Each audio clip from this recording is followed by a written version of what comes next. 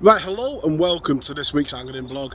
This week you join me on the banks of Village Pool and we're in search of silvers. Before we get into this week's vlog, I just want to say thank you to everybody that's left such nice comments on the channel on the last video. It really is appreciated and it's great that you guys do enjoy the channel so much. If you are new around here, my name's Danny and every Friday at 6 PM we put a new video on the channel. With that said, if you do enjoy the video, please subscribe down below and like the video. It really does help the channel out. So back to the fishing, and as you can see, you join me on the banks of Village Pool on the Limb Anglers card. It looks very wintry behind me, but all around the signs of spring are there. You've got snowdrops on the ground, the daffodils are beginning to come up. On the way to the venue there was lambs in the field, so the change is most definitely happening. And it won't be long before we're chasing those carp on bread on the top. On the channel I do talk about windows of opportunity, and today is one of them. Last night we had the arrival of Storm Dudley and we've got another storm due later this evening, so we've got that little bit of a window in between. Hope today is just to get a few bites and a pull on the elastic. What we'll do now is we'll take a look at the side tray, the swim, and how we're going to approach it. So that's the box we're going to be sat on today. We'll have a look at the side tray in a minute. And it has got its autumn colours about it still, hasn't it? But in a couple of weeks time this will be green and spring will have arrived proper. So we've got a bit of a wind, but it's coming off our back, and we're going to fish two lines today. One line we're going to fish just on the top 2 and 2 in line with that stump, and we're going to be fishing bread on that line. Quite a negative approach, but you know, it's a chance to see where the fish are. They could be quite close in. Bread is one of them baits that if they're about, you'll pick up fish quite quickly. And we're going to feed a line round about 12 metres in line with them trees there. And the venue is shallow up here, really shallow, and it's quite a hard one to find, you know, like a flat spot, because it shelves down that way as it goes down the venue, and it also shelves out from you as well. So you know, you have to kind of fish on a slope, and that's why I picked baits like maggots and hemp today that I'm hoping are going to kind of just stay on that sandy bottom. Looking at the venue, there isn't many fish topping at all, so it says to me it might be a hard day, but we're Bankside. It's better than sat in the house, isn't it? So the two rigs are quite opposite in their shotting, but quite similar in the setup. I've got a tiny size 18 hook, £1 8-ounce line, so what, 0.10. I've got two droppers on this one, and that is down to a bulk of weight. Going up the line we've got quite a stable float, and this is the one I'm going to be fishing the bread on, quite close in. So quite a positive rig, you know, get the bait right down and be fishing on the bottom. And we've got green drenning elastic on that one. The other rig again, quite similar. Got a tiny size 18 hook, £1 7-ounce line, and we've got evenly strung number 8 droppers all the way up the line, and they go all the way up to a 4x16 float. And we've got some aqua drenning elastic in that one, and this is the rig that I've really done well on here. As you can see, the venue is quite clear, and this one's going to give me that slow drop of a bait through the water. So hopefully the fish will see it, come in, and we can pick up a few bites. Plan for the session is to feed the bread down here, feed some maggots and hemp over here, and then just start on the bread line and let that line over there rest. That's the plan. Let's see if we can get a few bites. So the side tray, really simple. Got some of the Hinders hemp, some white maggots that I had from the weekend, and we got some bread. In there I've got a mixture of crumb and some of the Hinders poly crumb in there as well, just to add a bit of smell. So baiting up, I'm lining up with that post in front of me, and this is going to be the bread line. You can see not going out too far at all. I'm just going to feed that ball of bread. So feeding quite a bit of hemp and maggot on this one, as you can see, because we're going to be leaving this about an hour before we try it. So nice and accurately in line with them silver birches. So just starting off on the smallest size punch, going straight over the top.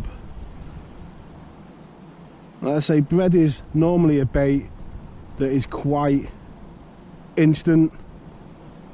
You know, if the fish are about, you will normally get indications quite quickly on it. Sessions like this, I do like to experiment a bit, because a lot of my waters are in the local area, so it gives me an idea of where all the fish are up to. You know, when the rivers close, you have that period of transition where the still waters wake up, and it does take time. So today it'd have been easy to put that bread at 10 meters in the deeper water, but by just putting it here, it gives you an insight into how the fish are moving, you know.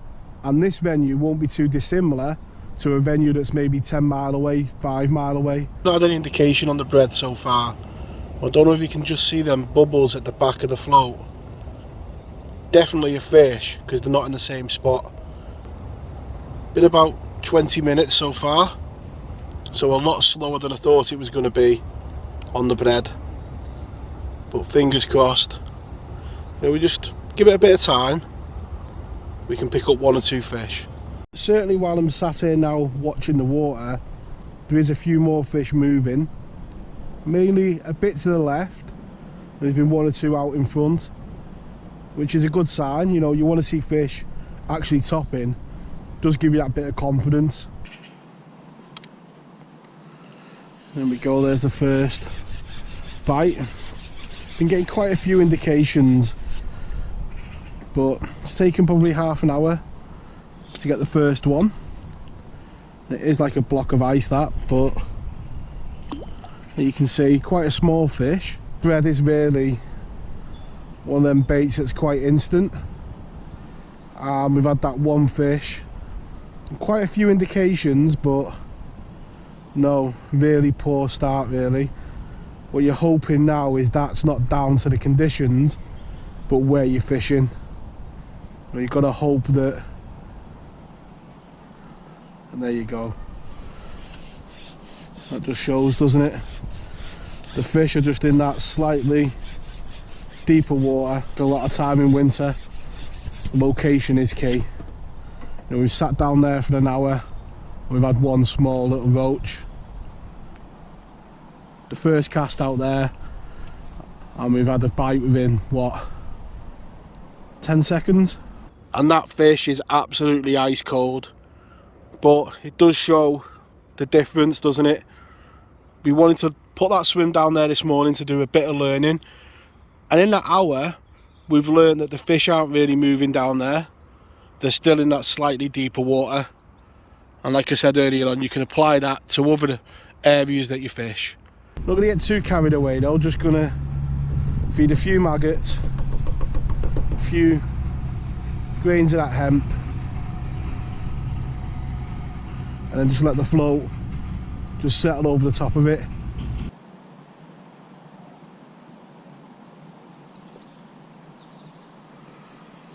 That's a good sign.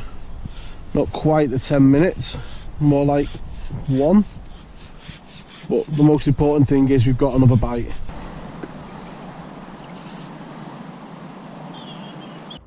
And the second fish of the day, another little roach.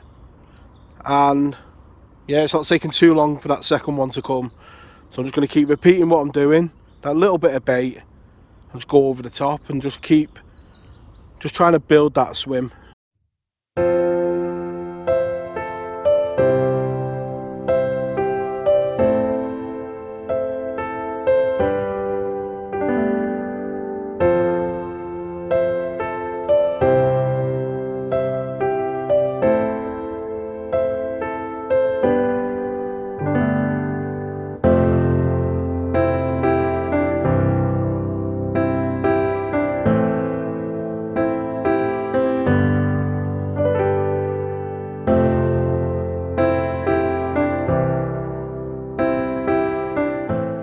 I'm a great believer in, you know, putting a little bit of bait in every cast.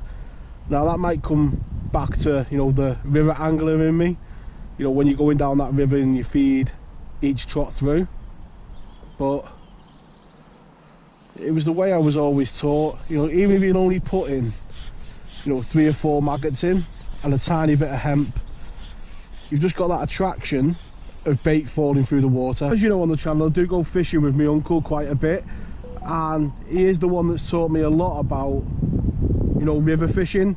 And one of the things he always says is don't expect different results if you keep doing the same thing. So basically we're tapping little bits of bait in, going over the top, and we're getting the same results. If you keep doing that, don't expect, you know, it to change.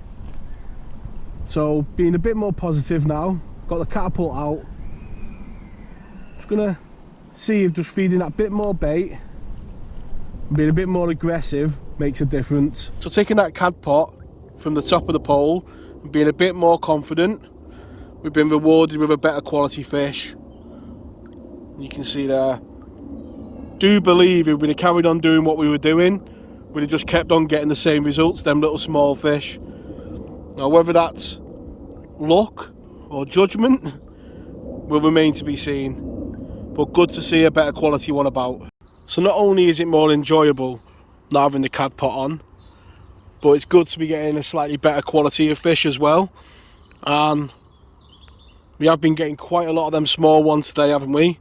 And just changing over, just getting slightly better results. Most of all, we're Bankside, a day off work and having fun. I think that was Mr. Carp waking up. Please stay over there. And that final net isn't going to set the world alight by any means, but it's the little lessons that you learn along the way, isn't it, that put you in good stead for future sessions. It's no surprise it has been a bit difficult today. That fish is absolutely freezing. Let's get him straight back. The weather definitely on the change. You can feel a drop in temperature. It's gone bitterly cold. You can see some weather coming that way, and some of you will have known that I've recently had COVID, and since I've tested negative I've actually been worse than when I was positive, really. The really bad chest infection. So I'm not going to take any risks today. We'll call this the last one. We'll have a look at the final net and we'll do the sensible thing, and we'll head off home to pick the kids up from school. What a lovely little roach to end the session on. Got that blue on its back and the lovely colours. Let's get him straight back and take a look at that final net. So as you can see, underneath the brolly, I got halfway packed in and the heavens have opened. Luckily the car's only just there, so we'll wait for the worst to pass and we'll make a move. As you can see on screen now, had an enjoyable morning's fishing, plenty of bites and good fun on the pole. I want to wish you all tight lines in your own fishing. It'd be great if you can like and subscribe, and I'll catch us all next week. Tight lines.